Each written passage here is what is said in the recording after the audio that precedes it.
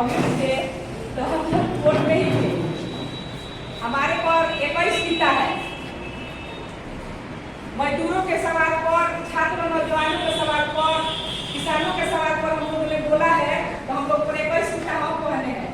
महिला लोग के सवाल पर कहीं बलात्कार हो जाए चाहे कुछ भी हो जाए तो लोग आवाज उठाते हैं, सड़कों पर उतरते हैं तो केस हम ही लोग पर होता है। तो ऐसे हम लोग जब लड़ेंगे और आवाज उठाएंगे और लड़ेंगे तो हम लोग पर केस होगा। तो केस से हम लोग को क्या डरना है?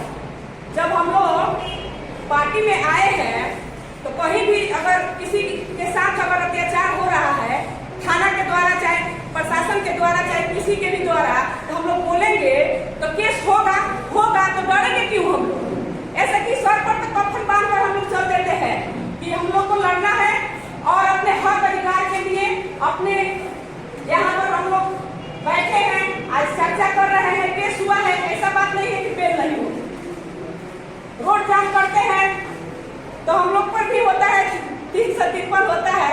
ऐसा बात थोड़ी है कि सरकार गई थी में काज को बाधित किए हैं लोग, तो ऐसा बात नहीं है। हम लोग पर बहुत सारा केस है, ऐसा बात नहीं है। पार्टी में हम लोग थे तो हम लोग लड़ते थे, आवाज उठाते थे जमीन के सवाल पर, चाहे कहीं भी कुछ होता था तो हम लोग बोलते थे, आवाज उठाते थे। तो प्रशासन के जरिए तो केस होता ही।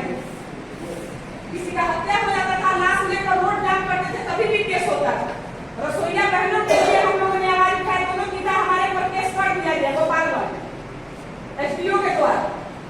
तो महिला एसडीओ जब थी तो ऐसे कि डरने की बात नहीं है, बेल हो जाएगा, ऐसा बात नहीं है कि वो लोग नहीं छूटेंगे। हम लोग को भी दायित्व बनता है कि उन लोग से मिले और उन लोगों के प्रति हम लोग किसी के साथ कुछ भी हो तो हम लोग आवाज उठाने का काम करें, हम लोग बोलने का काम करें। नहीं तो हम लोग चुप रह जाएंगे तो किसी के भी साथ प्रशासन के लोग केस करके फर्जी मुकदमा में फंसा